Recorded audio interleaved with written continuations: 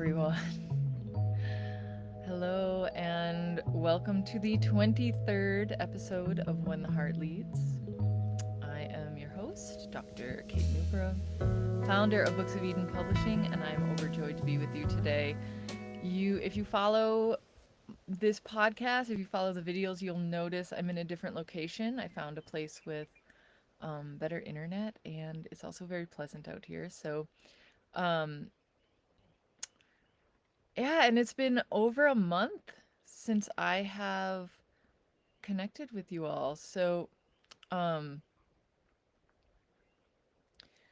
I've definitely been in a pretty deep process, but I'm ready to bring this one forward. The title of this episode is Sacred Feminine Rising. And in some ways, this episode is kind of the keynote of most of my work, the majority of my work. And it is an examination of the evolution of humanity and the ways in which the evolution of humanity and the evolution of consciousness in humanity often um, rests with women and with the healing and empowerment of women.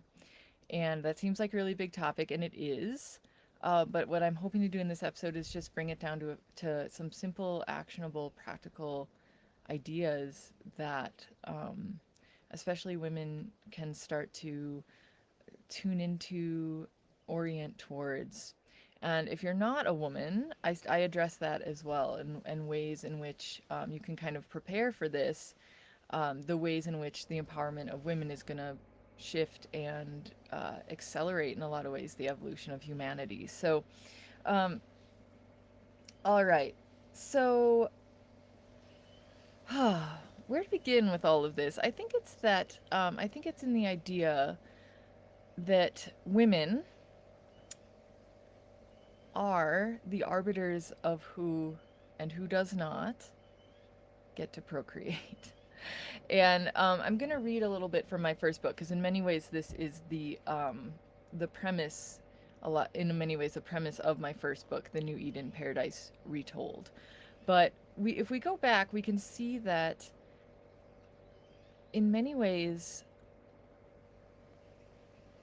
the the ways that humanity that we in recorded history, the ways that humanity has been evolving is with an orientation towards survival, right? And if we go back, we oftentimes even to like ninth grade biology class, they talk a lot about survival of the fittest, right? And that's been kind of this overarching way that we've looked at humanity and how we survive and how we've evolved. We've evolved to survive, we've adapted to survive, right? But the way that humanity is moving is to go beyond surviving into thriving. But in order for that to happen, the natural kind of order of things needs to be reestablished. And what is left out and this would be a massive topic, by the way, for like a sex ed class or something. But what's left out of that ninth grade biology class is the idea of sexual selection and how sexual selection affects the evolution of a species. And clearly, as women, sexual selection, the responsibility of it lies with us. And I know that I'm talking about women that assigned at birth, women who have a womb, right? Many identify as women, and that's a really important role. But I'm talking very specifically about the biological function of being able to give birth in this episode. So it's not meant to be exclusive in any way. There's an inclusivity here in the ways that all of us are can kind of move in this knowing. But at the same time, I am talking specifically about women assigned female at birth, women who have that power to give life, to nurture life within their bodies. So those we are the ones who hold, in a lot of ways, a responsibility for the evolution of the species, for sexual selection. And a big question around the healing and empowerment of women is going to be who we choose to procreate with. So I'm tackling really big questions here, and I understand that it may be triggering for some people, but I invite you to kind of hear me out here because I've got a few things to say. So I want to start by reading from my first book, where I've spent a lot of time thinking about this and writing about this in a way that felt very clear and crystallized. So again, this is The New Eden, Paradise Retold, and I'm going to be reading from the section. It's actually called Men and Women, and so I'm looking at the kind of the battle of the sexes, right? This has been a big, all the way back to Adam and Eve. This has been a really big question for me. Um, so this section is called Men and Women, and it's within kind of the larger section of the divine union of masculine and feminine, right? So the and the larger section of embodiment. So how we embody as the energies of masculine and feminine, right? As men and women, and again, just coming back that always to the title, which is Sacred Feminine Rising. So what does it mean for the sacred feminine to rise? And that's in a lot of ways what I'm addressing here. So I'm talking about this kind of this taking up of the mantle of the responsibility of sexual selection and what that means for women, and how the healing and empowerment of women can lead us more and more into orienting around divine art, like the sacred responsibility of that, and to move into the sacred taking up of that mantle and what that means. So I'm starting on page 73 if you have the book and want to follow along. Otherwise, you can just sit back. So I said at this time, and kind of this time being a time of incredible progression and advancement, especially in the realms of sexual choice for women. I said at this time, women can begin to accept without fear, apology, denial, or contempt the natural biological power that they hold as bearers of life and the arbiters of who does and does not pass on their genes.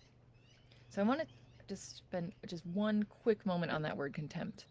That was a deliberate word choice on my part, and it was because when I first began awakening to the understanding of my own feminine nature, which didn't happen until I was in my 30s. Up until then, I'd been very driven by kind of a toxic masculine way of being that I've been very inculcated with in a lot of ways. And when I first started awakening to my own feminine nature, I discovered a vast sea of contempt for the feminine that I'd been conditioned with.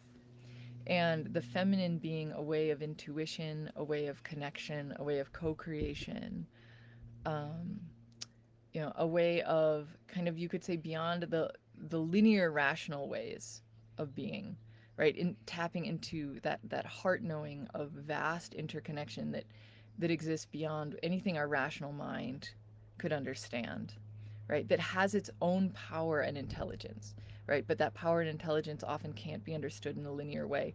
And that I had been indoctrinated with a lot of contempt for that way of being. It wasn't rational, and anything that couldn't be understood, I'd learned to judge harshly. And so my own feminine nature, I had been, I uncovered, as I said, a sea of contempt for the feminine. And I had to really work through that in order to begin to claim the power of my own feminine nature. So when I say that word contempt, that was a deliberate word choice, that I think I'm not the only one who experiences. So I'll just reread that so that with that caveat, so that you understand why I use that word. But I said, at this time, women can begin to accept without contempt, fear, apology, or denial the natural biological power that they hold as bearers of life and the arbiters of who does and does not pass on their genes. As women do this, they dramatically shift the rules of a game that has been played fiercely and desperately up until now. So as women do this, as women begin to accept their power as the ones who choose the trajectory of our own evolution of our species, as we begin to accept that, right, we dramatically shift the rules of this game this game of evolution. So we can see how the patriarchy formed as an attempt to subvert women's natural power and responsibility as determiners of evolution. We can see the ways in which, over the centuries, women's sexuality became a closely guarded commodity, with marriages and lineages decided upon by men. Instead of women freely choosing the qualities that would flourish in the species, as we see with sexual selection, right? Instead of women freely choosing the qualities that would flourish in the species, we saw this natural law co opted through tight and constrictive social norms and justified through systemic structures of shame and oppression. It is important to note here, and I just want to note this because it sounds I talk somewhere in here about how kind of taking a pound of flesh from men themselves is not the way forward, right? Even though this system of patriarchy has been really subversion, it has subverted the kind of the natural ways of the evolution of our species. But I said it is important to note here that within the structures of oppression, all beings suffer. So I said the patriarchy built its own prison walls in which everyone, men and women, rich and poor, are encased. Right. So when you begin to subvert the natural ways and condition instead these, what I said, constrictive social norms justified through systemic structures of shame and oppression, right? When we begin to live by oppression, all beings suffer, including those who are perpetrating it, right? So it's not good for anyone, right? And so I said, and there's this note I have here, which is whether we like to admit it, right? So what the patriarchy did, it created this learned helplessness, right? It created a world in which the feminine was not the leading, guiding force, not the leading or guiding power of humanity, right? And I said, whether we like to admit it, even now in these progressive times, mates are often chosen, at least in part, for their ability to provide material security, which has been elevated as a desirable trait in a partner. All right, so I just wanted to mention that because as we begin to think about what are the qualities that we want to begin to bring forward as we choose who we procreate with, like how we determine the evolution of our species, right? This idea of scarcity and lack has been such a powerful, this idea of just survival, right? And doing anything it takes to survive has been such a powerful fear in our species that it's determined how women, it's kind of co-opted the ways that women choose their partners, right? And who they procreate with, kind of who can keep them safe or secure. And this is not a judgment. This is just how it's been, right? As we're watching the system play out, this is just how it's been, right? I'm bringing awareness to it so that we can start to choose differently if we want to, right? So I said, in skipping down, I'm on page 74. I said, in throwing off the shackles imposed by systems of lack, in trusting that our heart's journey will bring us all of the prosperity we need in the right way and at the right time, we are able to relinquish fear, worry, and strategy about how to support ourselves. We can follow the voice of the heart without compromise. And of course, this is true in all things, right? This part is the way that we're going to follow the voice of our heart no matter what. But it also has a very specific ramification for how we choose mates and how women choose to procreate, right? So we can follow the voice of our heart without compromise. We can make decisions not according to what is reasonable or safe, but according to our deepest values. As women freely choose mates or not, depending on values such as self-worth, dignity, and unconditional love, the course of human evolution will shift and accelerate dramatically. Right? And so this is coming up now in some ways because, for me, because I've been through a really powerful experience of this, right? Of that deep that deep wounding around toxic masculinity. And as I've mentioned before, going through a long, long cycle of abuse. And I've got a lot more to say about that. And I'm writing my third book, and I think a lot of this is going to come out in my third book, this journey of healing and creating something completely new that's free of conditioning. But what ends up happening when, especially in when women who hold this incredible power to determine the trajectory of evolution, right? When that incredible power begins, our compass, our inner compass, that's naturally designed toward um, people, circumstances, things, right, that are uplifting, loving, kind, empowering, right? Oftentimes that compass, that inner compass that moves us toward those things is co-opted. And as and I talk a lot about the fall, and every person, I believe, has their own experience, their own personal experience of the fall. And that was the moment in which we encountered something that was not of the divine, that split us, split our spirit and matter, right? Split us from the divine. And I believe that, and this is a whole other bigger thing to talk about, but I do believe that everybody's experience, that wounding, that core wound, you could say, right, which is the representation of the fall. If all humans are a fractal of the whole, and every human life is a fractal of the evolution of humanity, that means that every human being right now is experiencing their own personal core wound that is their moment of the fall. And that holds, that healing journey, when you go through that, it holds a key for the entire for the entirety of humanity, right? Because there are many different ways that we can encounter cruelty that splits us off when we're very young, right? That moment of trauma, that core wound, right? And mine just happens to be around the toxic masculine, right? Not just happens. I think my soul probably chose that one. But what happened when I encountered that as a very young child, when I encountered the masculine as um, judgmental, impossible to please, driving, cruel, uh, competitive, um, demanding, like all these things, right? And lustful, right?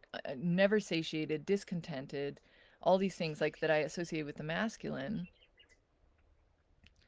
then that is what was kind of layered on top of my inner compass. So my compass got co-opted to find that as the familiar way of being. So over time, as I was choosing men, I was choosing men according to that compass that directed me toward the masculine as all of those toxic, abusive things. Right? So over the course of 25, 30 years, I've come to heal that by, and that's happened through this sacred feminine, through tapping into that deep power of the feminine, the deep intuition of the feminine, who knows, the sacred feminine, who is truly holding that knowing of what is divine, and the power of the feminine in that. And what I've begun to discover is that that rising within me of this very potent and suppressed power, it's been suppressed. That's what the toxic masculine does, is it suppresses this, because once this feminine power is unleashed and it's in accordance with the divine knowing, it will completely topple the patriarchy. I'm just pausing because I'm realizing what a big thing I just said. Right? Once the empowered feminine is unleashed, it will topple the patriarchy. What that means, the way that's going to happen is for our inner compass to be restored.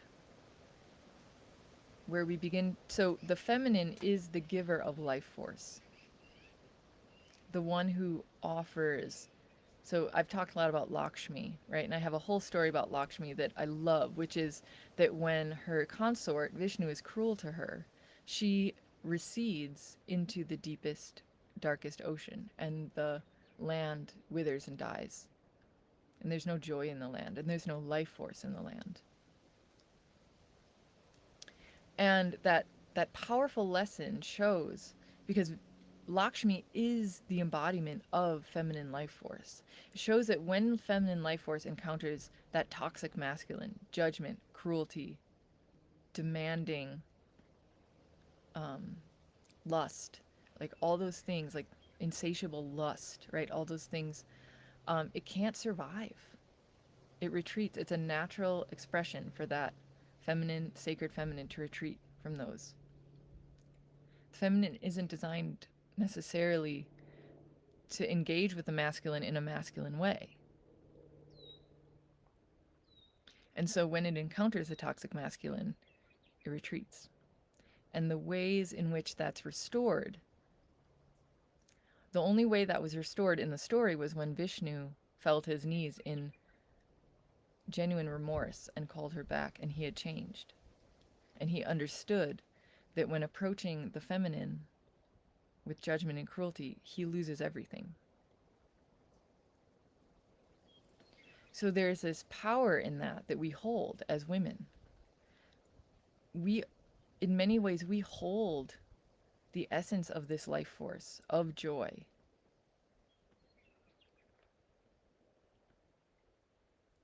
Kind of that sweetness of life, that juice of it. And we can choose where and how we bestow that.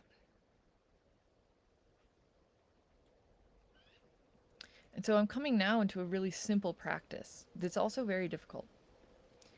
But there's ways of being that women have been, many women I know, when their compass has been subverted, they're naturally in relationships or situations where they're giving their life force to that which doesn't amplify it or revere it. Right? We're talking about the kind of the same force that, like, if you look behind me, you can see this field of hay and grasses and breezes, and like we're talking about the same life force that inhabits the earth, that infuses the earth. Right? This is a precious, precious thing that should be revered and honored. And instead it's demanded upon, it's co-opted, it's judged, it's subverted in service of that which isn't divine. And as women, we can't allow that anymore. This is the empowerment that I'm talking about. When we're talking about the empowerment of the sacred feminine, what I'm talking about is choosing with very clear discernment who and what is the recipient of our life force. Because if we continue to try to pour our life force into situations or people or relationships that are toxic, that drain us, we're actually going against the natural order of things, as is shown by Lakshmi. Our every instinct tells us to retreat from that, but we continue giving it, right? There's been a conditioning that says we need to just love more, give more, do more, and something will change. What we're actually doing is enabling a toxic energy that can't live on its own. So I talk about parasitic energy, right? The toxic, what I'm specifically talking about is a toxic masculine. I'm not saying there isn't a toxic feminine, but right now I'm specifically talking about the empowerment of the feminine in the face of toxic masculine, because that has been my experience, right? And I'm telling kind of my story here through this lens. But it's a parasitic energy. It can't live on its own. It needs to draw from the life force of a host. So as women, as the ones who hold this essence of life force, right? And I'm not saying men don't, right? Many men do. There's that yin yang, right? There's masculine and feminine energy in all beings. But I'm specifically talking about women who hold the power of life, of nurturing life, right? And the responsibility that we have to direct the course of human evolution, right? By choosing that which is uplifting, empowering, loving, gentle, kind. And the more we do that, the more we're going to become in alignment with our own sacred empowerment as women. And I'm going to read a part here because I do talk in this book. I talk a lot about it in this book. I go into detail. Because what ends up happening is that as we're changing the rules, like I don't want to underestimate the backlash that will occur when we begin to do this collectively. Because essentially what we're doing is, through choosing empowerment, undermining the whole objective of the patriarchy. And we need to be prepared for that escalation, for that backlash as it happens, both in our own personal lives and collectively. Right, and I talk about that in my book. Again, if you want to know more about it, you can get the book, The New Eden: Paradise Retold. But I talk a lot more about it. I've thought a lot about it. Right, so this is just kind of a discussion of it here. But as women, right, we're going to see it in our own personal lives as we begin to change the rules on people, as we begin to claim our power and our empowerment as the arbiters of evolution, of humanity, and of where we do and do not give our life force. And when we begin to withdraw it from the places that are toxic, that's a desperation. A desperation will arise in those, because those people, circumstances, relationships, they're surviving on your life force. And so they're going to rise up in desperation. We need to be prepared for that backlash and to stand firm in that. But there is hope here. So I talk about a couple different models of toxic masculinity and how we can prepare. And I've experienced this again as I was going through the healing of the abusive cycle. I experienced this on a personal level, that kind of escalation and backlash from people who did not like me taking back my power. And I've seen it in all different ways. Right? So I'm speaking from experience here, and I'm seeing it as we begin to do this collectively, we need to be prepared, right, to stand firm and to not back down. But there is hope, because I mentioned on page 81, so I'm skipping ahead through some, I'm talking about models of toxic masculinity we need to be prepared for, and ways that that's going to manifest, right? But I say on page 81, I say there is a model of masculinity emerging on our planet that is quiet and present, decisive and strong, gentle and responsive, and always unconditionally loving. This is the final transmutation of the wounded masculine, the transformation of strength humbled and thus amplified in devotional service. This masculinity uses the power of the heart to harness clarity, alignment, sexual desire, and action into present and intentional creation. As these men place their unleashed love in service to the whole, we see, perhaps to our surprise, that they are holding the same sword as before. They are simply choosing to wield it differently. So, and then skipping down, so there's a metaphor of a sword here, the sword of kind of Archangel Michael, right? You can use it to defend, to build, or you can use it in a destructive way. So there's kind of, it's not that the healed masculine is unmistakably masculine. The sacred masculine is unmistakably masculine. But that will arise through the demands of women who will accept nothing less than that, who will not compromise their sacred feminine knowing to the tyranny of the toxic masculine. And so just a little bit more, so you can kind of feel into that feeling of the sacred masculine that'll be arising alongside this sacred feminine. But I said he is already complete, and therefore needs no explanation or barometer to tell him who he is and what he is doing. Healed, whole, and surrendered, the sacred masculine is present in his very being, which emanates unmistakably through the totality of his existence. For the men moving into this evolved state of masculinity, they just know. There is no need to explain or justify it. They have given their hearts to the world and stepped into a transcendent state of oneness that expresses through their living body. Once this happens on a large scale for both men and women, it will be as though we transcended existence itself. Paradoxically, it is only then that we will truly begin to live. So, to come back, that was a lot. And I understand if maybe you're reeling a little bit from this. Like I said, I've spent years and years thinking about this. So, it's a big, big topic, and I'm trying to bring it down into things that are just really simple and actionable for women, and for men right now, right? For anyone to be able to see the ways that the evolution of humanity can move from survival, right? So this kind of creation of the patriarchy, which was designed to subvert the natural role of women as arbiters of evolution, of ones who engage in sexual selection, right? And the patriarchy created this kind of learned helplessness around that, which created kind of a really a focus on survival. There was no way to thrive in this state, because thriving happens when all is in their natural order. So thriving, as we move into evolving to thrive, the way that that's going to happen is when women begin to really consciously choose beyond conditioning these aware, conscious, healed men, and to settle for nothing less. And we can begin doing this now in our lives. We can begin doing this by orienting our compass toward that which we know is good for us.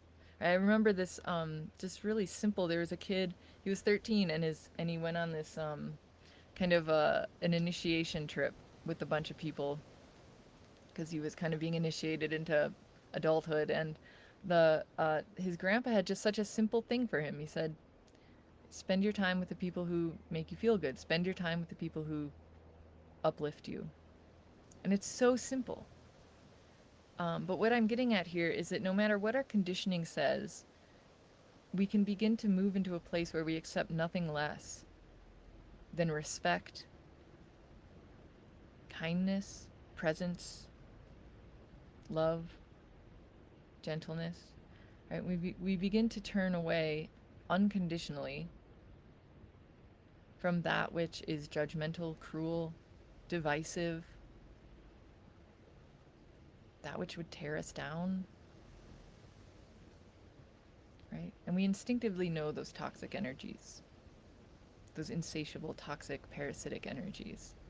And so I guess what I'm saying is this is similar to things I've said before, but I'm putting it in the context of this is how humans are going to evolve past surviving, is when especially women who carry this powerful role as the arbiters of evolution, when we begin to settle for nothing less than true love, true divine love. And we can start now, we can start today. We can start by withdrawing our life force from that which hurts us and is toxic, and bestowing it on those people and those circumstances that are uplifting and empowering. We can do that starting today. We can do it in little ways. We can start to build. Right? And we can begin to build to the point where it becomes unquestioned. So that is how the sacred feminine rises. And that is how, when the sacred feminine rises, all of humanity benefits. All right. Wow.